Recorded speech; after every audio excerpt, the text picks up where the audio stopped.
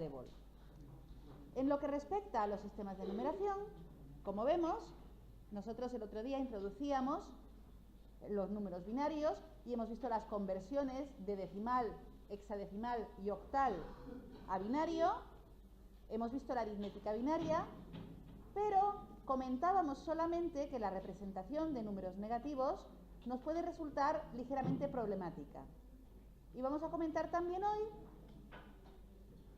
la conversión de binario a código decimal codificado binario, perdón, de decimal a código decimal codificado binario, que nos puede resultar especialmente útil, y vamos a ver qué códigos, unos códigos muy sencillos, los códigos más simples que se pueden implementar, para ver si se cumple el criterio de paridad o no en un código enviado. Esos serían criterios para saber si puede haber, detectar si puede haber un error puntual en una transmisión en la cual queremos transmitir un dato completo y a lo mejor uno de los bits se transmite con un error, con un ruido, y se transmite en el valor contrario.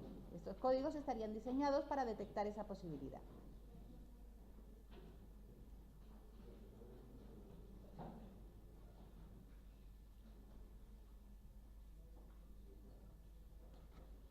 Nosotros habíamos hablado de la suma y de la resta con números binarios.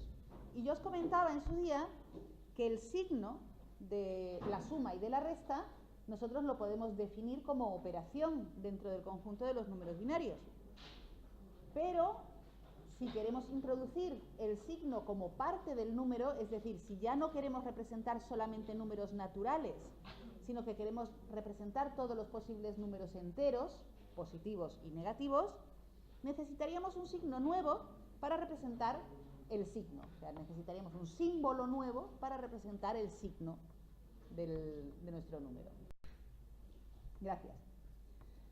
Bien, decíamos que el signo no lo podemos introducir como signo, lo tenemos que introducir con alguno de los dos símbolos que conocemos, el 0 y el 1. Cuidado, ustedes tienden a decir que el 1 es signo más y el 0 es signo menos, y normalmente la convención es al contrario. Normalmente se utiliza el 0 para el positivo y el 1 para el negativo. ¿Por qué?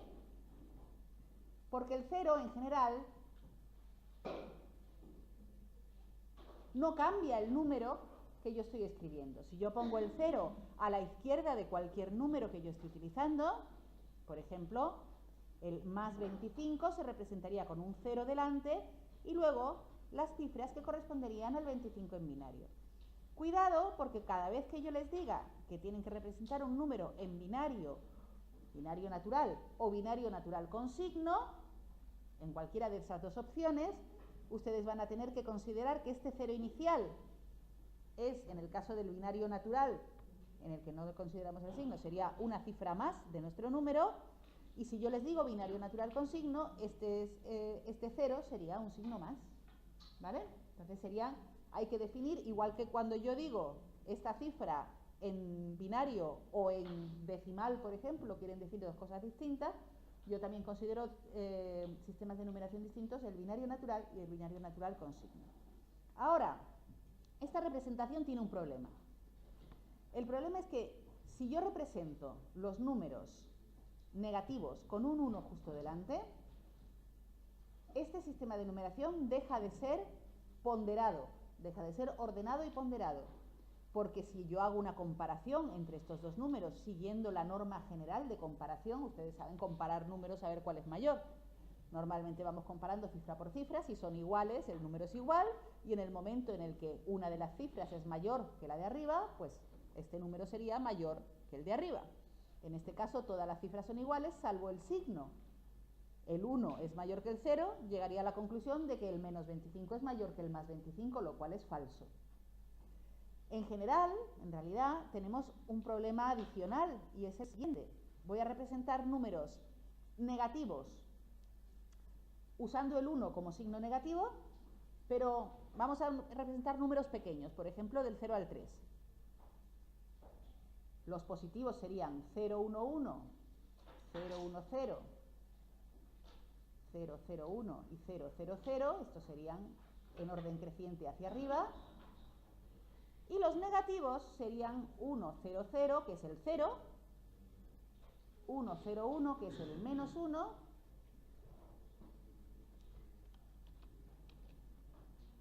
perdón, 1, 1, 0, que es el menos 2, y 1, 1, 1, que sería el menos 3. Y fijaros que aquí el problema se magnifica, porque no solamente es que si yo comparo el 1 y el menos 1, me sale el menos 1 mayor que el 1, lo cual es falso, sino que además si yo comparo el menos 2 con el menos 1 o el menos 3 con el menos 1, me sale que el menos 2 es mayor que el menos 1. Y eso es algo ligeramente incómodo, ¿verdad? Cuando yo voy a hacer un tratamiento en un circuito en el que yo voy a necesitar comparar números, y esto es bastante frecuente, esto va a resultar incómodo. Para eso se crea un sistema de numeración que sería el complemento a 1.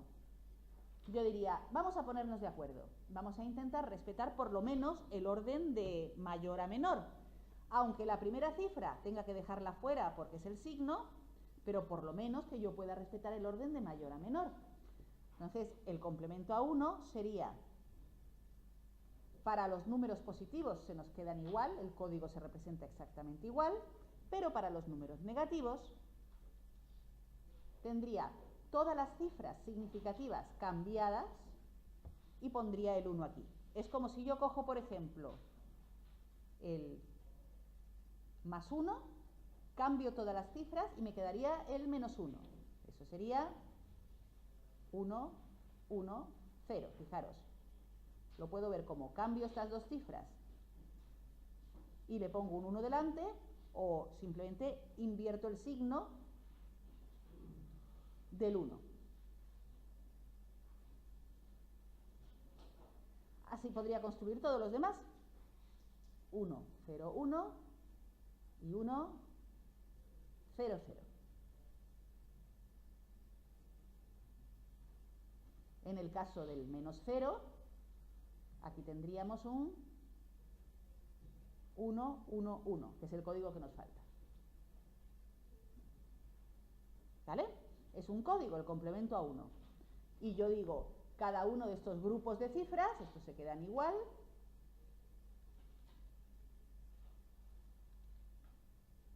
cada uno de estos grupos de cifras me representa el número decimal que tengo en esas filas.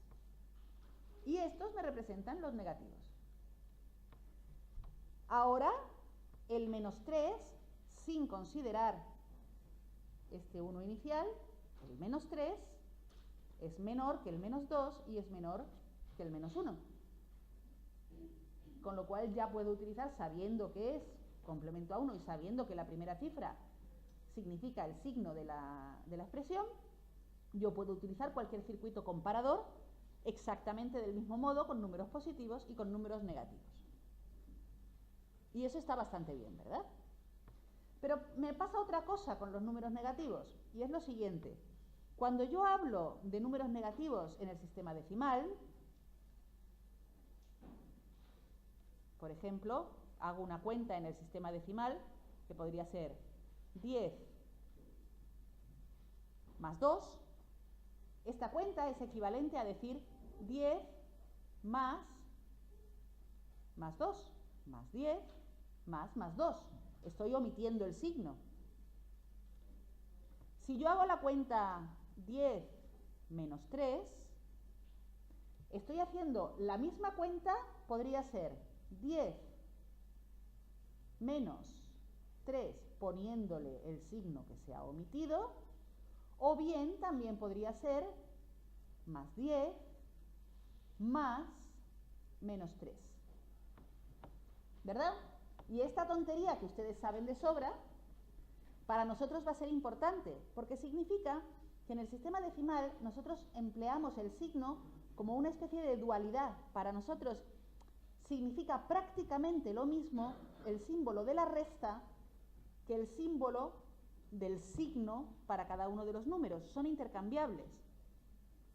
Y eso es una propiedad que nos viene muy bien, porque yo, por ejemplo, cuando hago una calculadora en decimal, yo puedo hacer una calculadora que sume y reste implementando solamente la suma. Sumo los números positivos o negativos según vengan, pero siempre los sumo, ¿verdad? Y eso es una cosa que a mí me interesaría hacer en un circuito digital, porque bastante complicado va a ser implementar un circuito de suma, que en la siguiente parte de la clase lo vamos a hacer. Bastante complicado va a ser implementar un circuito de suma, como para tener que implementar todas las posibilidades que surgen a partir de las operaciones suma y resta, que serían suma de positivo más positivo, suma de positivo más negativo, que equivale a resta, suma de negativo más positivo, que también equivale a resta, y en estos dos casos tendría que comparar a ver cuál de los dos números es mayor para saber cuál es el signo del resultado.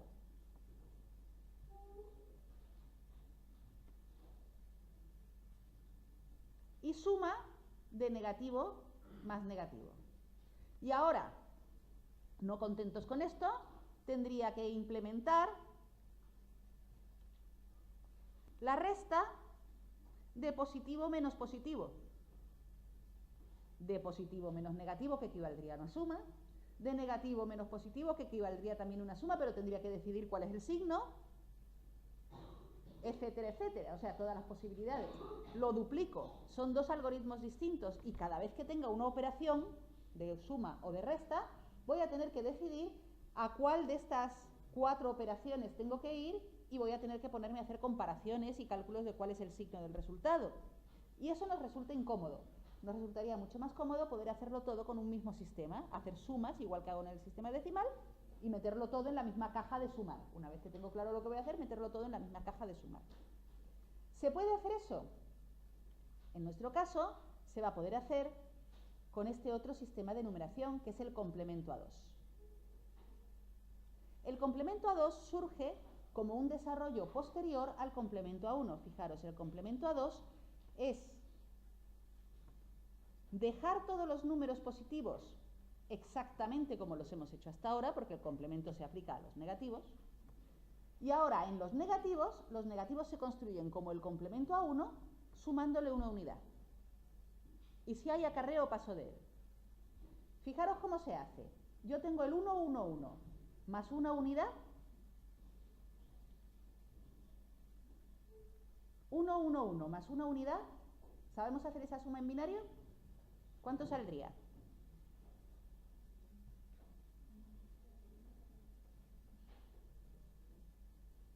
1 más 1, 0, llevo 1 más 1, 0, y así sucesivamente, hasta que me quedo con el 1, 0, 0, 0, que es el que equivale al número 8. 7 más 1 es 8. ¿Vale?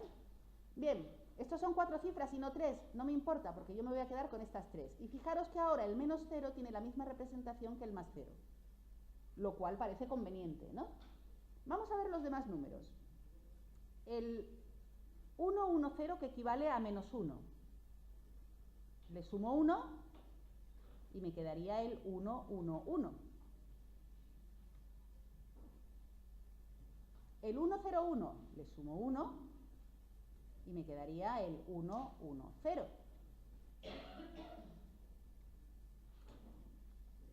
El 1, 0, 0, le sumo 1, me quedaría el 1, 0, 1. Y me queda un código libre, que es el 100. Ese no lo he utilizado para nada, porque ahora el más 0 y el menos 0 estoy utilizando el mismo código, me sobra 1. Bueno, pues si quiero, puedo utilizar este código para representar el menos 4, que es el que le tocaría, ¿no? Y ahora vamos a ver qué propiedades tiene este nuevo tipo de numeración. Vamos a intentar sumar un número positivo con un número negativo. A ver qué sale. Vamos a sumar, por ejemplo, el número 0, 1, 1, que es el 3, con el número menos 2.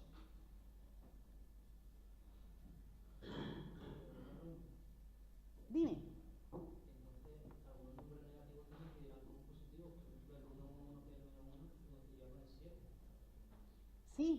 Pero eso tiene que ver, a ver, la pregunta de vuestro compañero tiene todo el sentido.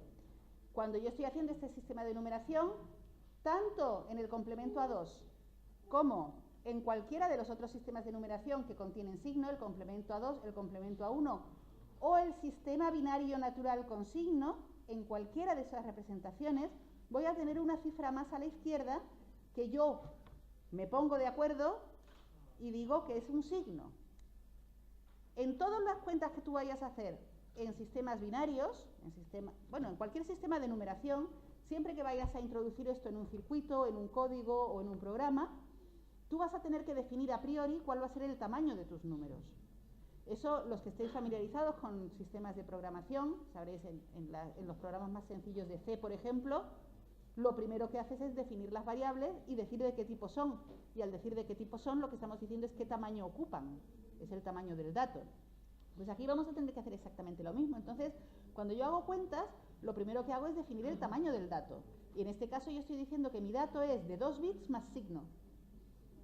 Si el resultado de la operación me sale algo que encaja en el lugar del signo, yo ya sé que eso no lo voy a considerar como un bit más. La pregunta que tú me haces, ¿cómo sé yo que este número de aquí no es un 8? No es un 8 porque yo he decidido que no voy a representar, no llego al 8, no voy a representar tantos números, solamente estoy representando desde el más 3 hasta el menos 3, a lo sumo hasta el menos 4. ¿Vale? Bien, pues hacemos nuestra suma. Uy, me ha quedado la operación muy pegada al resto de garabatos que he hecho por aquí. Vamos a llevárnosla. Ahí. Estamos sumando menos 3 más menos 2. Y todos sabemos lo que tiene que dar, ¿verdad? Vamos a ver si nos sale la cuenta. Esto es una suma, no es una resta. Y sumo como se suma el binario natural. 1 más 0, 1. 1 más 1, 0 y llevo 1. El 1 más 1, 0 y llevo 1. ¿Cómo estamos trabajando? Solamente con 3 bits. No considero el acarreo. Y fijaros el resultado que nos ha salido. Más 1. Esto nos viene bastante bien, ¿verdad? Yo he hecho la suma de un número positivo y uno negativo y me ha dado el resultado, el que es de verdad con su signo correspondiente. Parece que funciona. Vamos a hacerlo al revés. Vamos a hacer un número negativo más un número positivo. Por ejemplo, vamos a hacer, para no repetirnos mucho en las cuentas, bueno, sí, vamos a hacer menos 3 más 1. Menos 3, según mi tabla, sería 1, 0, 1 y el 1 es el 0, 0, 1.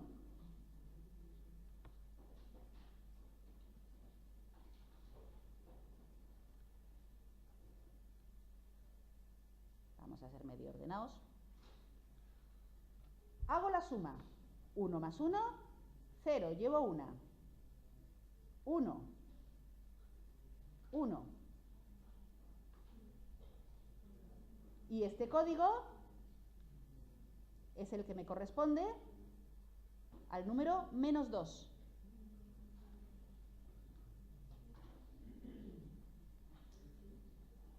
Parece que funciona, ¿verdad? Vamos a hacer otro ejemplo. Dime.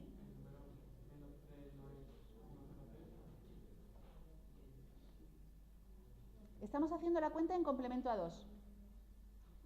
El número menos 3 en complemento A1 es 100, pero yo he puesto 101 porque 101 es el código del complemento A2. Esto que estoy haciendo no funciona con el complemento A1. El complemento A1 es una buena ayuda por lo que decíamos del orden, pero no me sirve para hacer este tipo de operaciones. Vamos a hacer otros ejemplos, porque a mí se me ocurre que todo esto queda muy bonito cuando sumo un número positivo con uno negativo, pero ¿qué pasa si sumo dos números positivos? Vamos a sumar 1 más 2.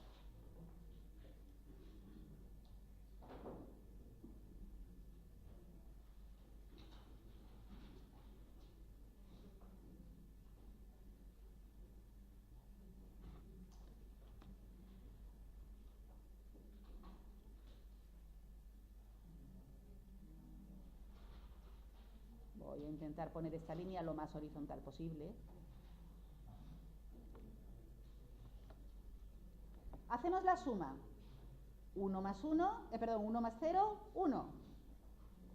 1 y 0. El resultado está bien, ¿verdad? Y con dos números negativos, el menos 1 y el menos 2, sería 1, 1, 1 y el menos 2 es 1, 1, 0.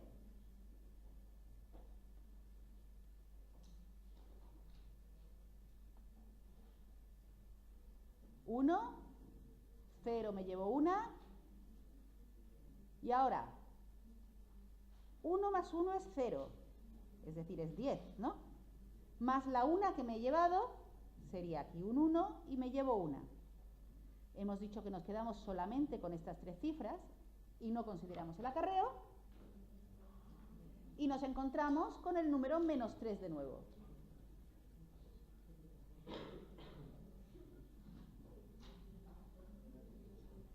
Pero ahora yo les planteo una cosa.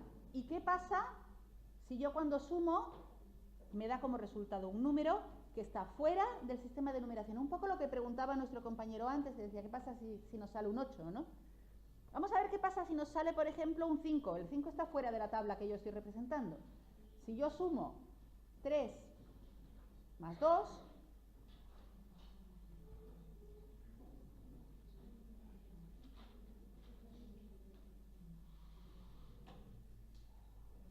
serían esas cifras, ¿no? Aquí va a salir un número, cuando yo sume, va a intentar salir un número que está fuera de la representación de 2 bits más un signo. Esto sería un 1, un 0 y un 1. Y aquí no nos está funcionando bien nuestro sistema, porque si nos quedamos con estos tres números, con las tres cifras, vemos que nos ha salido como resultado menos 3.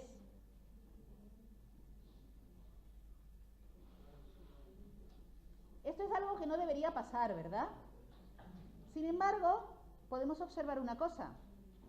Fijaros que yo sé que de la suma de dos números positivos, el resultado debería ser positivo. Y nos está saliendo negativo.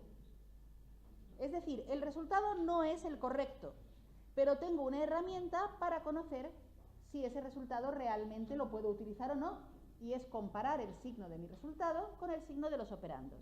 Lo mismo me va a pasar si yo pongo aquí menos 3 y menos 2. Sería 1, 0, 1, 1, 1, 0. Si yo hago la suma, dejo el acarreo fuera, me quedo con estas tres cifras. Fijaros, de nuevo, el signo de los operandos no coincide con el signo del resultado. Entonces, en el caso de la suma con complemento a 2, yo voy a tener, en lugar de todas estas opciones que veíamos en el caso anterior, en el caso de la suma en complemento a 2, yo voy a tener pues un abanico más reducido de posibilidades de operación. La primera, si sumo un número positivo con un número negativo, el resultado siempre va a estar bien y el signo va a ser el signo del resultado. Me da igual en este sentido o en el contrario. Y ahora, si sumo un número positivo con un número positivo, si el resultado sale positivo, es decir, si el bit de signo es 0, el resultado está bien. Y si el resultado sale negativo, lo que pasa es que nuestro resultado ha tenido un acarreo y se sale de la tabla, se sale del tamaño de dato que yo había considerado. Lo mismo me pasa para los números negativos. Si el resultado sale positivo, acarreo. Y si el resultado me sale negativo, estará ok. Con lo cual, el circuito que vamos a utilizar para hacer todas estas operaciones va a ser mucho más sencillo, ¿verdad? Porque yo puedo coger los números en binario natural, con signo, transformar los que haga falta, todos los números negativos los transformo en complemento a 2. Si la operación que viene es una resta, también puedo transformar el segundo con complemento a 2. Hago la suma y el resultado va a ser siempre válido, a no ser que los signos de los operandos y del resultado estén cambiados. Con lo cual puedo hacerlo todo con un mismo circuito bastante más sencillo. Problema, que tengo que hacer la transformación de binario natural con signo a complemento a 2, y eso es un circuito extra. Pero pagando ese precio tendremos un circuito mucho más sencillo para obtener los resultados. Aquí tenéis todos los ejemplos de operaciones en complemento a 2, por si queréis ver en detalle números más grandes. Yo os he hecho ejemplos con números muy pequeñitos.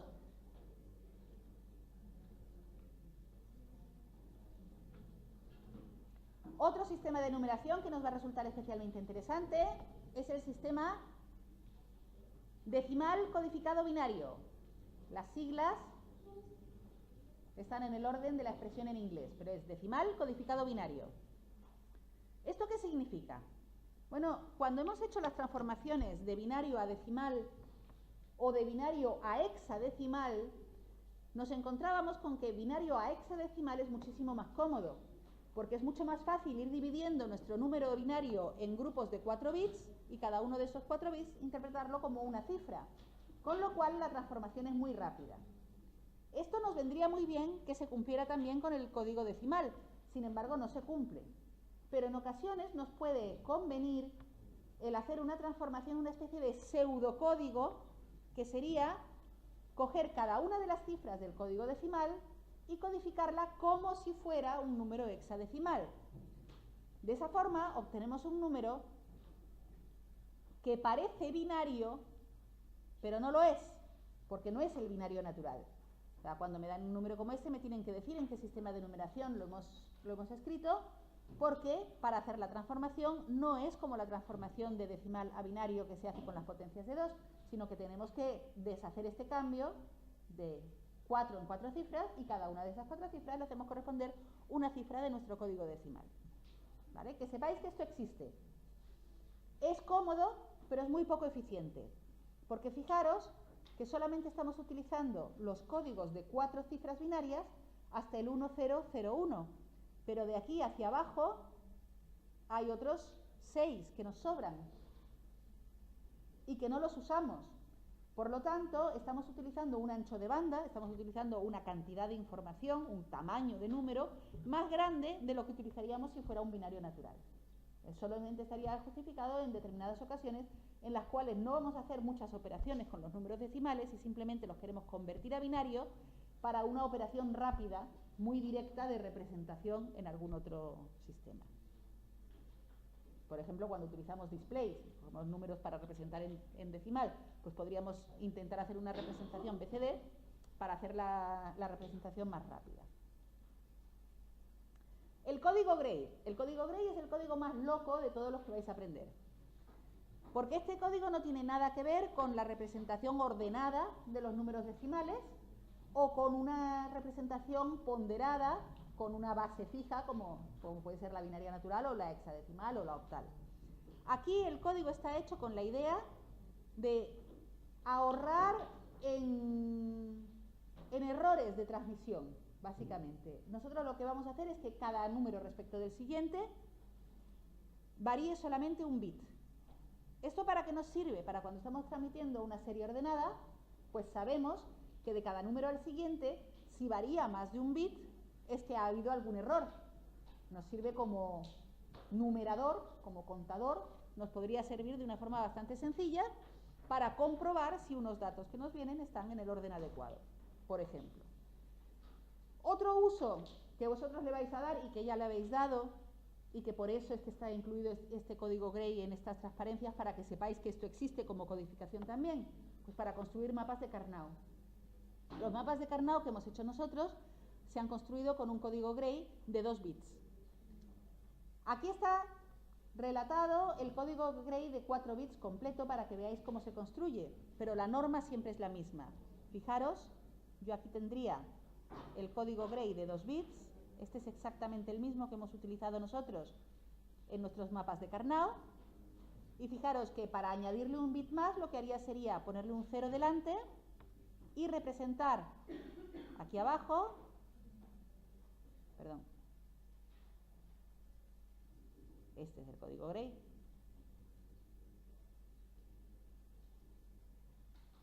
Para representar la continuación del código lo que haría sería ponerle un 1 delante y poner aquí el mismo código Gray pero invertido. ¿Lo veis? El 1, 0 está arriba y el 0, 0 está abajo. Está en espejo.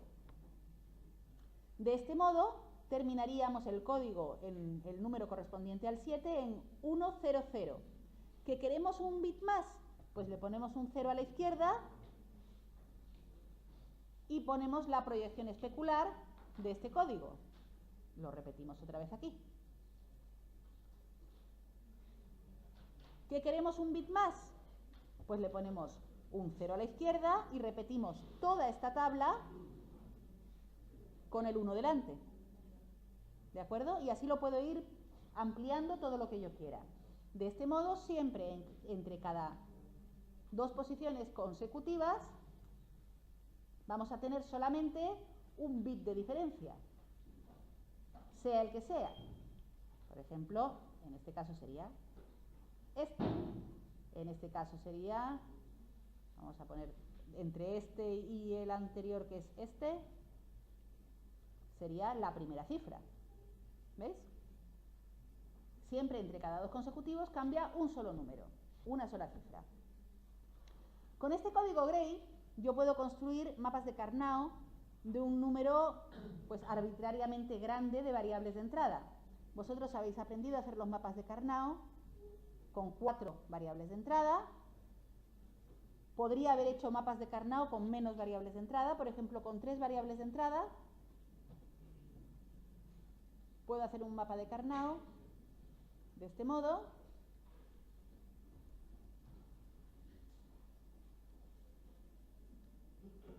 Ese sería un mapa de Karnaugh de 3 entradas.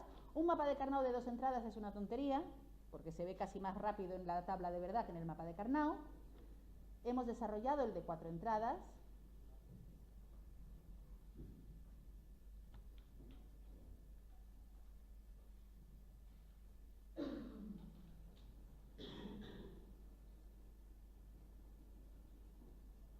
Que es el que hacíamos los ejemplos el otro día.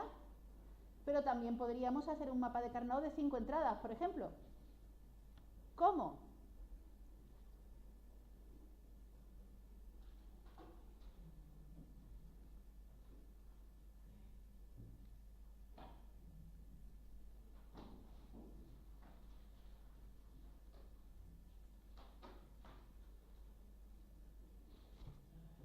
Voy a ponerlo un poquito más separado para que se vea bien.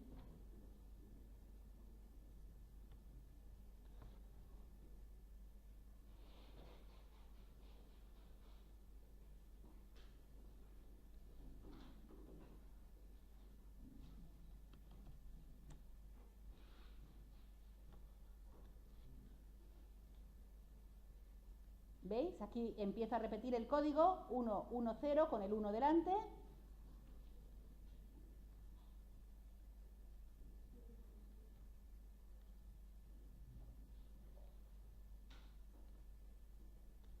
Y mi tabla llegaría hasta aquí. La voy a dividir aquí por la mitad. Mi tabla llegaría hasta ahí. Fijaros que en este caso sería como si yo estuviera haciendo un mapa de Karnaugh en el cual cada una de estas posiciones se puede reducir con las adyacentes. Si yo tengo aquí un grupo de unos, lo puedo reducir exactamente igual que antes, pero también lo podría reducir con estos 4, 1 de aquí. Si yo tuviera una función lógica que se hiciera 1 en esas 8 posiciones, yo podría agrupar estos 4 con estos 4. ¿Por qué? Porque entre unos y otros, aquí va cambiando una sola variable y aquí, desde aquí hasta aquí, ha cambiado también una sola variable. Son contiguos en realidad. Es como si yo pudiera doblar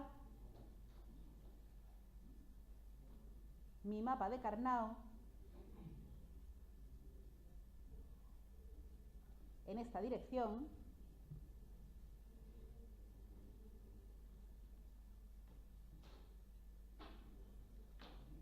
y por aquí vendría el 1, 1, 0, 1, 1, 1, 1, 0, 1 y el 1, 0, 0, ¿vale? ¿Se ve?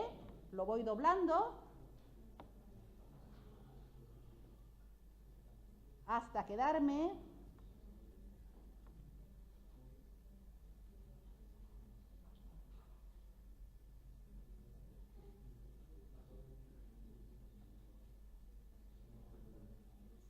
con una especie de mapa de Carnot tridimensional.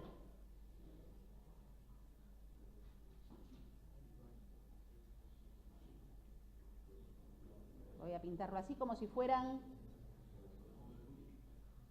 Sí, como si fuera el cubo de Rubik. Pero un cubo de Rubik un poquito más sencillo. La profundidad de este cubo de Rubik es de 2 cuadritos y el ancho es de 4.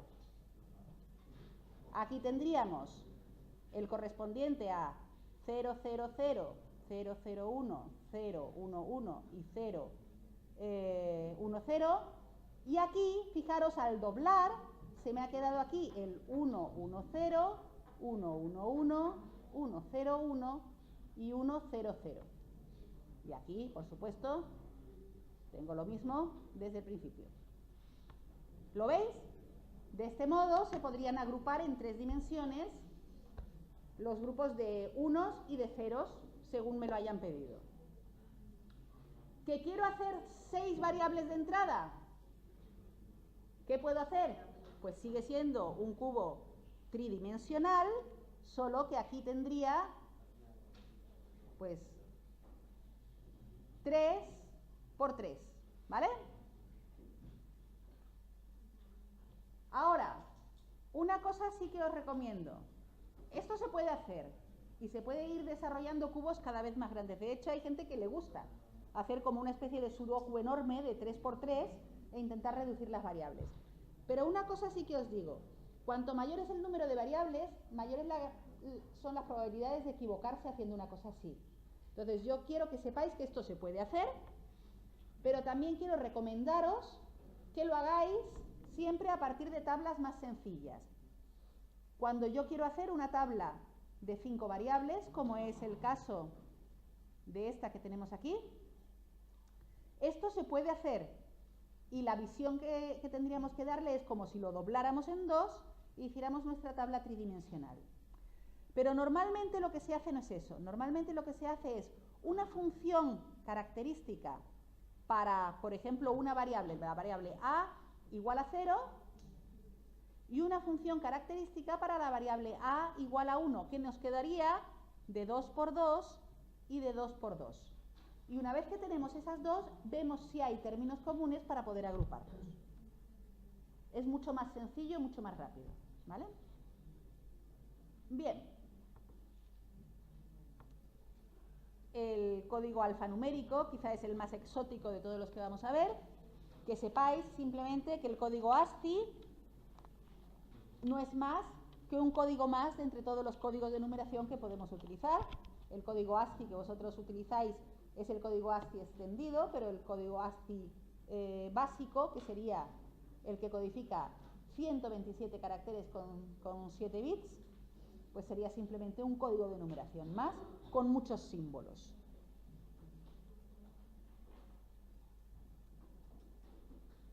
Decíamos que una de las utilidades fundamentales que tienen los códigos que hemos desarrollado es para detectar si hubiera algún error. Os voy a explicar rápidamente antes de irnos al descanso. ¿Qué hora tenemos? ¿Y media ya? Hay 20. Esto os lo explico muy rápido antes de irnos al descanso. Esto es un sistema muy rápido de detectar si ha habido un error en una línea de transmisión. Esto se basa en lo siguiente.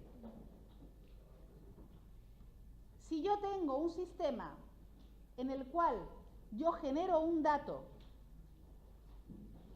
en este caso, por ejemplo, de 4 bits, yo genero un dato y ese dato no lo voy a utilizar aquí, sino que lo tengo que enviar a otra parte, pues nosotros normalmente cuando trabajamos en el laboratorio no consideramos los errores de transmisión, porque ¿qué error de transmisión va a tener un cable?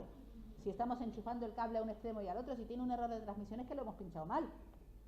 Pero normalmente en vuestro trabajo, en telecomunicaciones, como la propia palabra lo indica, estamos comunicando a distancia a través de un canal de comunicación que eventualmente podría crearnos un problema. Entonces nosotros tenemos que considerar la posibilidad de que este dato, por ejemplo, sea pues una medición que estamos haciendo en la Antártida de, qué sé yo, la temperatura diaria, una medición que nosotros vamos a enviar a un teléfono conectado por satélite.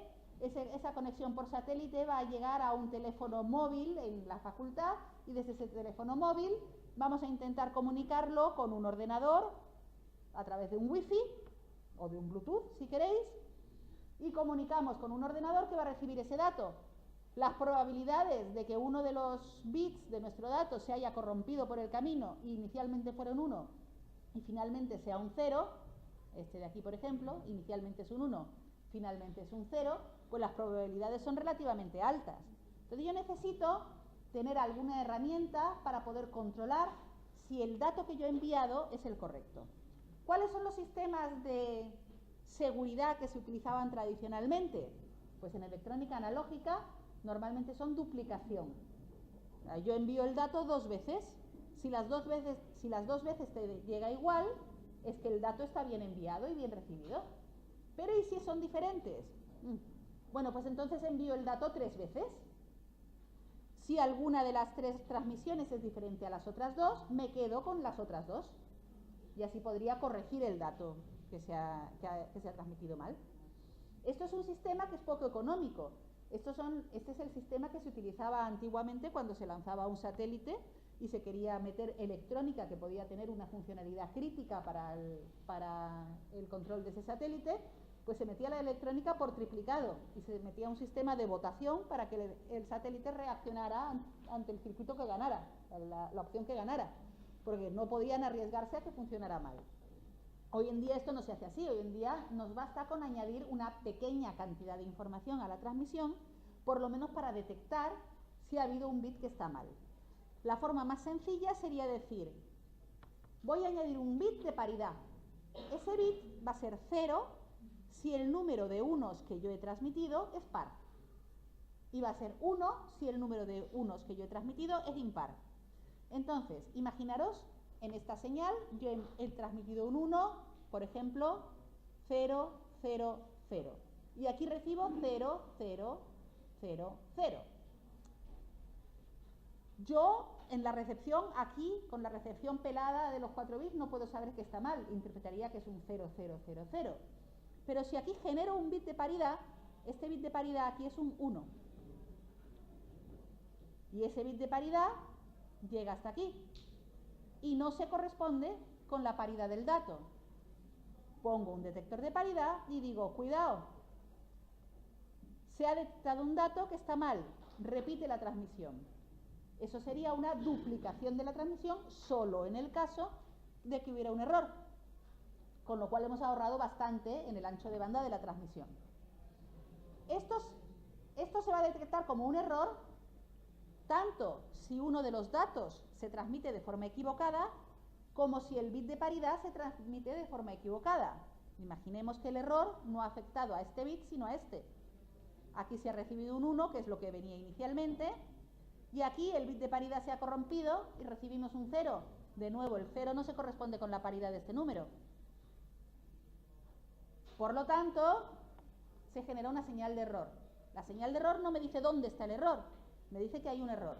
Y esta señal de error solo me sirve para canales en los cuales haya una cantidad razonablemente baja de errores posibles en la transmisión. En cuanto hay 2 bits transmitidos que estén corrompidos, pues el bit de paridad ya no tiene por qué funcionarnos bien, ¿vale? Pero si la cantidad de error se mantiene limitada, el bit de paridad nos funciona.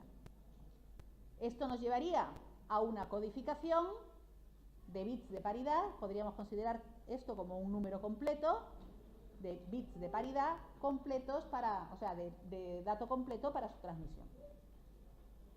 ¿Alguna pregunta? pues nos tomamos